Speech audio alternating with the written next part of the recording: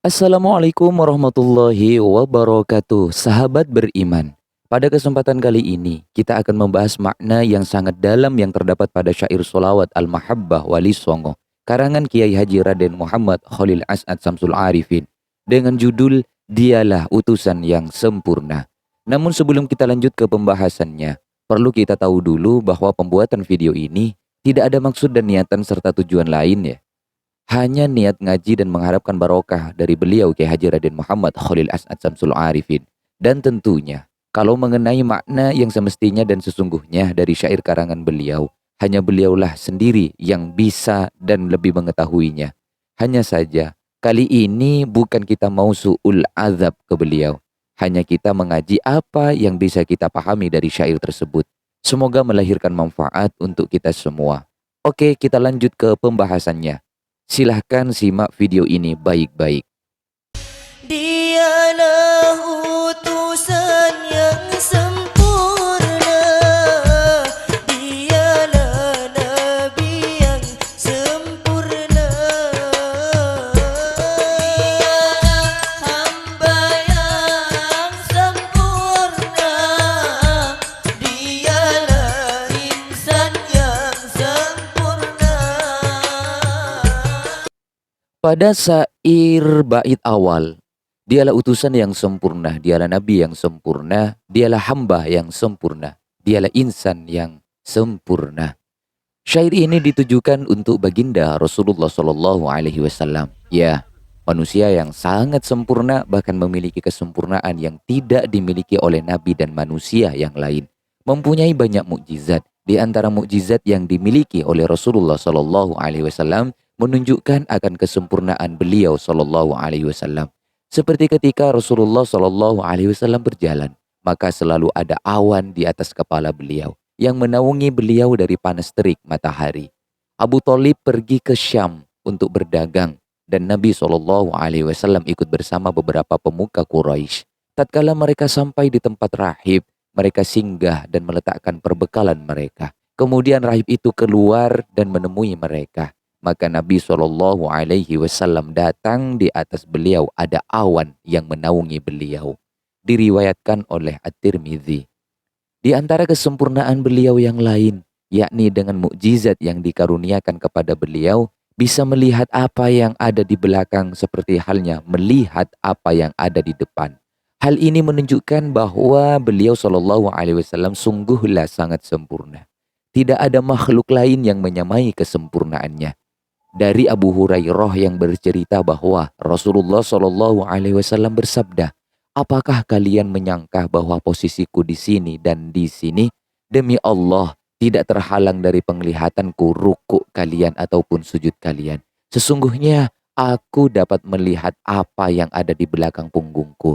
Hadis riwayat Bukhari dan Muslim. Mukjizat yang lain yang menunjukkan akan kesempurnaan Nabi Muhammad Shallallahu Alaihi Wasallam, yakni ketika beliau memegang batu kerikil di tangan beliau. Kerikil tersebut bisa hidup layaknya makhluk hidup lain, yakni di tangan beliau. Batu kerikil tersebut bertasbih hingga suaranya terdengar oleh sahabat di sekitar beliau Shallallahu Alaihi Wasallam. Dari Abu Dzar radhiyallahu an berkata, sesungguhnya aku menyaksikan Rasulullah Shallallahu Alaihi Wasallam di dalam sebuah halaqah. Di tangan beliau ada batu kerikil. Lalu batu kerikil itu bertasbih di telapak tangannya. Bersama kami ada Abu Bakar, Umar, Uthman dan Ali. Semoga Allah merahmati semuanya. Maka orang-orang yang berada dalam halaqah semua terdengar dari suara bisikan tasbih dan batu-batu yang bertasbih tersebut. Hadis riwayat Tabrani. Subhanallah. Ada lagi yang tak kalah menyentuh tentang mukjizat Nabi Shallallahu Alaihi Wasallam, yakni ketika pohon atau pelepah kurma menangis karena rindu kepada Rasulullah Shallallahu Alaihi Wasallam. Dari Ibnu Umar radhiyallahu anhuma, Nabi Shallallahu Alaihi Wasallam berkhutbah dengan bersandar pada pelepah kurma. Maka ketika dibuatkan mimbar, beliau berpindah memakai mimbar tersebut sehingga pelepah pohon kurma itu merintih. Kemudian Nabi mendatanginya dan mengusapkan tangan kepadanya. Hadis riwayat Bukhari. Tangisan pelepah kurma tersebut atau pohon kurma tersebut didengar oleh seluruh sahabat yang hadir di masjid saat khutbah Jumat tersebut terjadi. Menurut kesaksian mereka, tangisannya seperti suara unta yang mau beranak. Disebutkan dalam hadis, kami mendengar suara dari batang kayu tersebut bagaikan suara unta yang hampir beranak. Lalu Nabi SAW datang menghampirinya.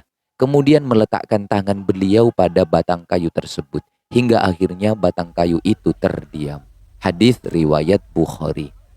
Imam Syafi'i sebagaimana dinukil oleh Imam Baihaqi dalam Dalail An-Nubuwah mengatakan bahwa tak seorang pun nabi yang diberikan mukjizat seperti yang diberikan pada Nabi Muhammad SAW. Menangisnya pelepah kurma itu lebih hebat dari menghidupkan orang mati, atau fahadza akbaru min zakah. Subhanallah. Ada lagi mukjizat Rasulullah SAW yang tak dimiliki oleh nabi yang lain, yakni pohon yang mengikuti perintah dari Rasulullah SAW.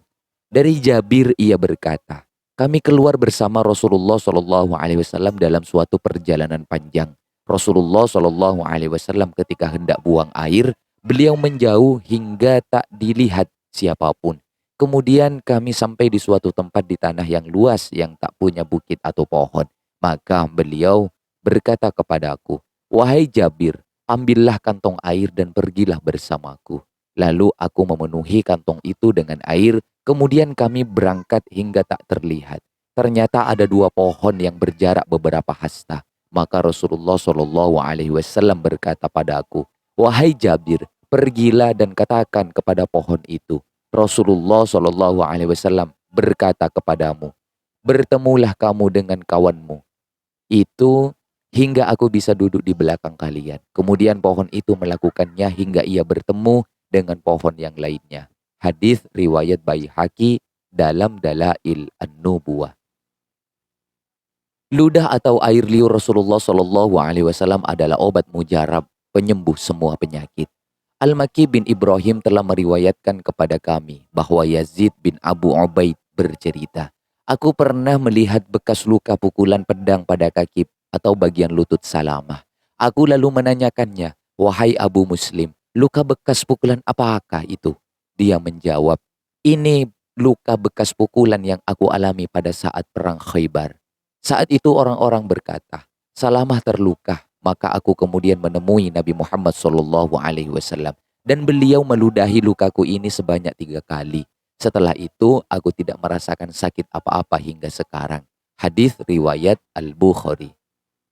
Ibnu Ishaq meriwayatkan, Khubaib bin Abdurrahman bercerita kepadaku bahwa Khubaib bin Adi tertebas pedang pada saat perang Badar hingga tubuhnya miring sebelah. Namun kemudian Rasulullah SAW meludahi lukanya, membungkus dan mengembalikannya hingga serasi kembali. Demikian sebagaimana yang diriwayatkan oleh Baihaqi dalam Dalail An-Nubuwah. Abdurrahman bin Harith bin Ubaid meriwayatkan bahwa kakeknya berkata, mata Abu Dzar terluka pada saat perang Uhud. Kemudian Rasulullah SAW meludahinya, maka mata yang terluka tadi menjadi mata yang paling sehat. Hadis riwayat Abu Ya'la. Sungguh utusan yang sempurna dan teramat sempurna. Dari beberapa penjelasan yang sudah disampaikan, sebenarnya masih banyak lagi penjelasannya, namun bisa kita lanjut di lain video. Semoga melahirkan manfaat dan menambah kecintaan kita kepada Rasulullah SAW. Amin ya Rabbal Alamin.